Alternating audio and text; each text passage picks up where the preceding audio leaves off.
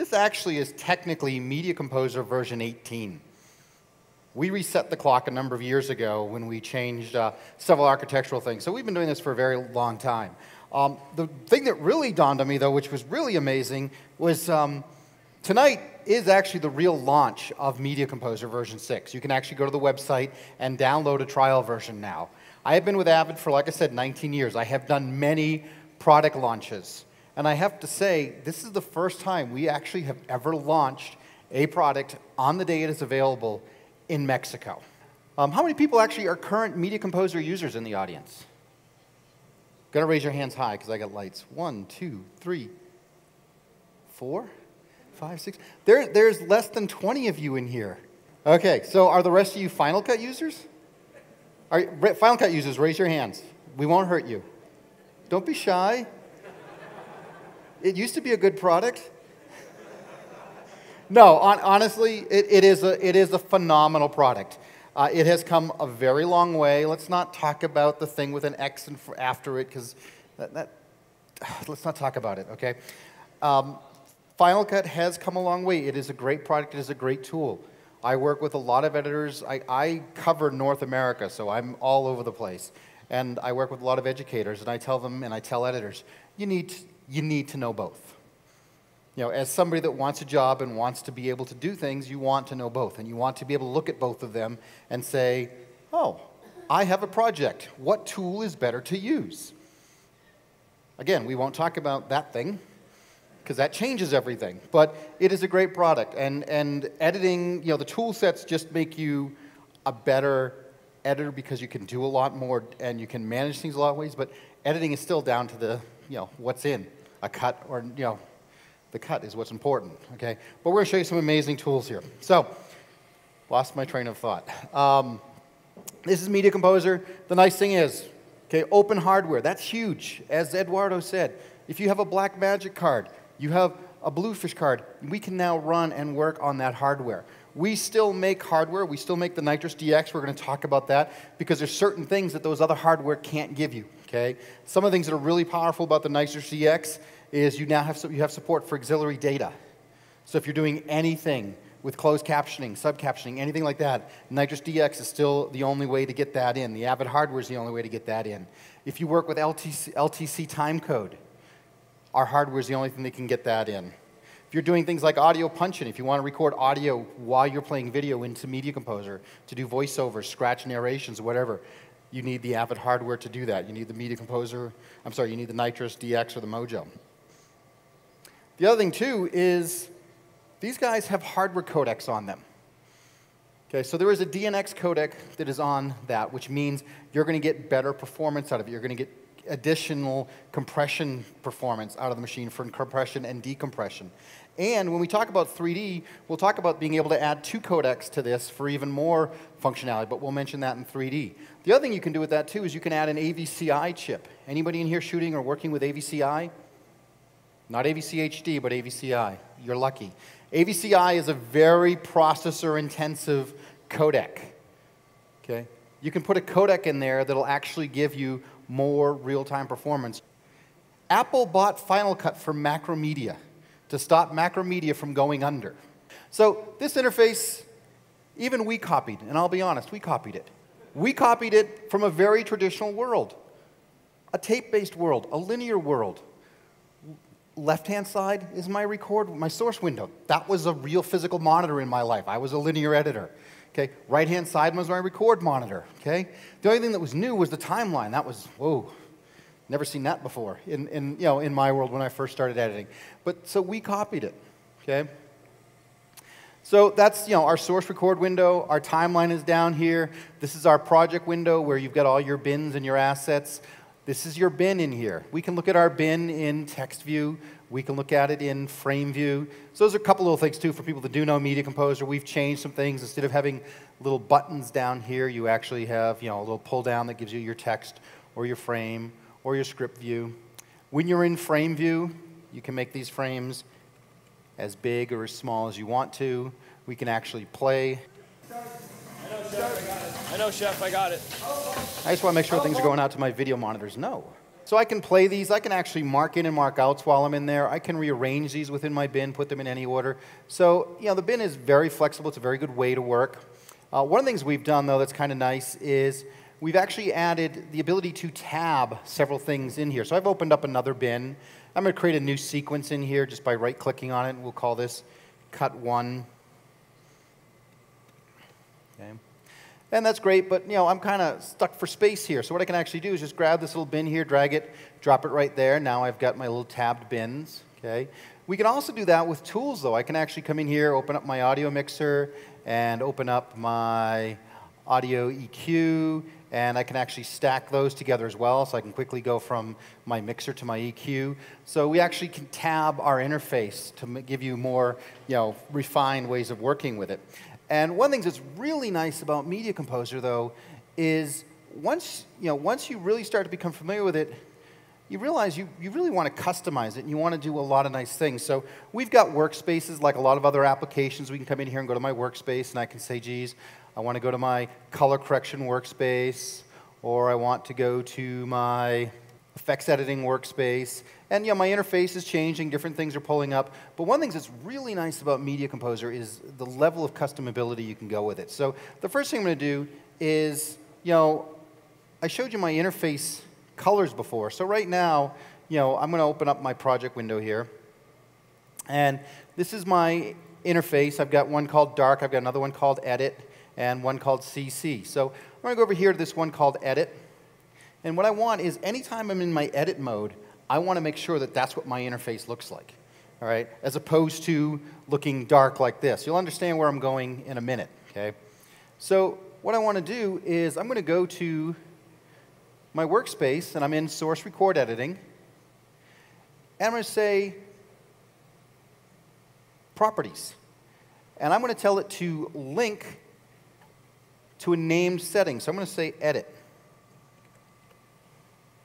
And I'm just going to close that. Then I'm going to come over here, and I'm going to change my workspace to my color correction. And the first thing I'm going to do is I'm going to save my current layout. So I'll just say Save Current. And then I'm going to link it. I'm going to come over here, and I'm going to say Workspace, Link to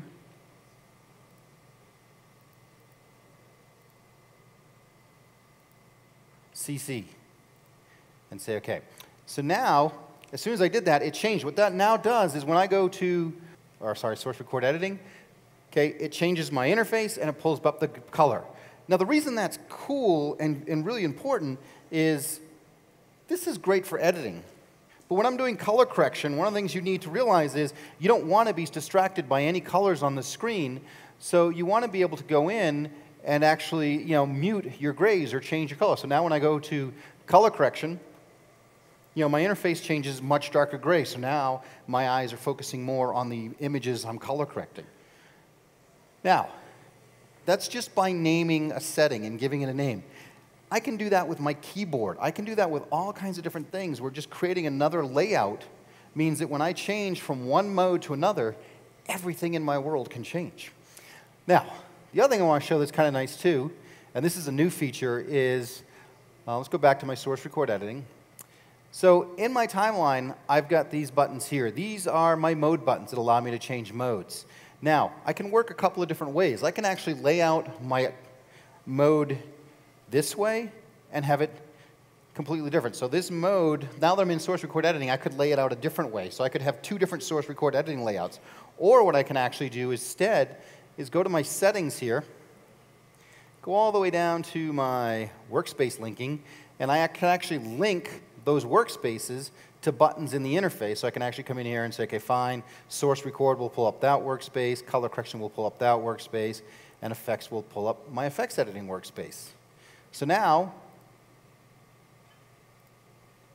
just by clicking my buttons in my timeline, I'm actually pulling up the interfaces that I want. So again, just making it easy. And of course, all those can be mapped to the keyboard as well. But just, that way of manipulating things. So let's dive into some editorial now. So we'll start, we're going to double click. This is actually footage from the show Hell's Kitchen. It's a reality TV show. This is cut on Media Composer. So we can actually play this. Go get that sauce too wet. I know, don't get it too wet. You make your life too fucking hard. Let's go. Okay, so we're just going to come in here, and we'll just do a quick little edit. We're going to take him, mark in, mark out. I can drag that and drop that right into my timeline. I can then come in here and play up a little bit. Maybe we'll scrub to another shot of this guy getting yelled at. Great. And again, I can drag that, drop that into my timeline as well. And we'll grab one other shot here, maybe. Yeah, I'll come back to. Timer, please. Let's go. One well. Okay. So I can drag this shot in as well, or I can use a mouse click where I can come over here and say, fine, drop that at the end. I can use keyboard commands to do it. So several different ways of editing with Media Composer. Okay. Once it's in the timeline, I actually have some very interactive tools in my timeline. We have something very similar to what we use in Pro Tools called Smart Tools.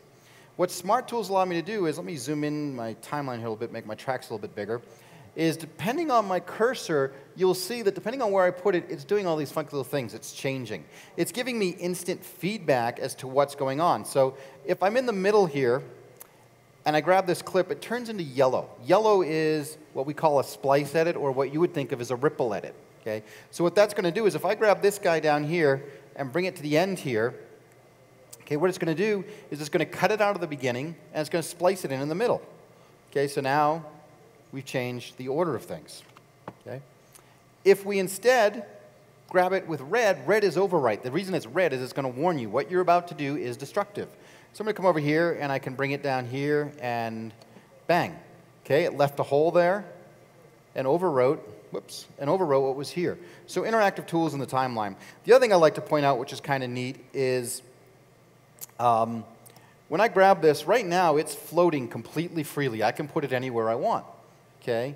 Well, that's great. Well, you know what? Maybe I want to snap it to that blue line. If I hold down the Control key, it gives me magnetism. So I can change my edit behavior on the fly. Another really neat thing is if I hold down the Alt key, okay, now I have snap to tail. So now it'll do it back time. So I can actually dynamically change what my edit is going to do on the fly. And we'll talk about that a little bit more later on. So those are my overwrite modes, or my segment editing modes.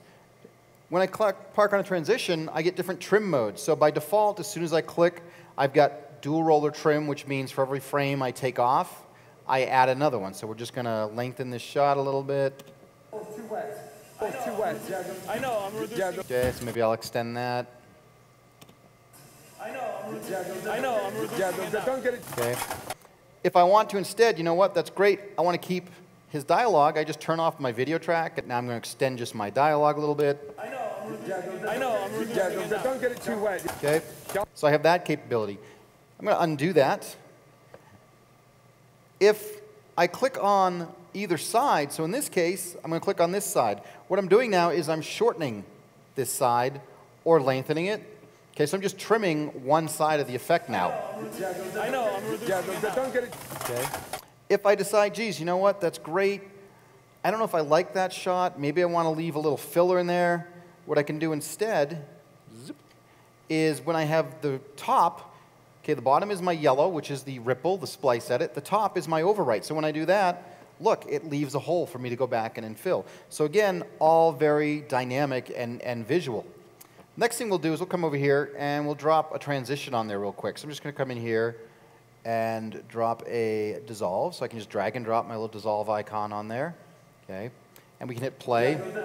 Okay. And you'll notice now I have these trim handles. Okay, so now I come in here and just grab this transition and I can start adjusting it. Okay. And what you're seeing here is, I love to explain this to people, this is actually a very powerful tool. This used to be a tool that was a little bit hidden in Media Composer. You had to know to click this special button. This is called transition trim, 6-window trim. What you're actually looking at is all the frames that are important in your transition. Okay, the top represents my outgoing clip. I'm looking at the first frame on the far left, the last frame on the far right, so the beginning end of my transition. The middle frame is the cut frame. And the bottom is the exact same thing. So what this is great for is, maybe you did a transition and you got a flash frame because you cut too short and you've got like a lens cap or you've got something in there. Well, rather than sit there and trim a little bit, play, is it gone, trim a little bit, play, is it gone, as soon as you look at this, you can say, oh, okay, there's something in my shot. So very, very powerful in here. The other thing I like to point out with Media Composer, which I love, and I forget to show this until I get on other products, is let me come in here. First off, I was already talking about, when you're in the timeline, you're getting feedback there. That little icon there, that's my dissolve icon. Okay, every single one of my effects in Media Composer has a unique icon. So when I drop it on an effect or a clip, I know that it's there. If I do color correction on a clip, I know that it's there because I'll get notification. That's very important. I call that my heads-up display. I can look at my timeline and know exactly what's going on and where I am. Okay?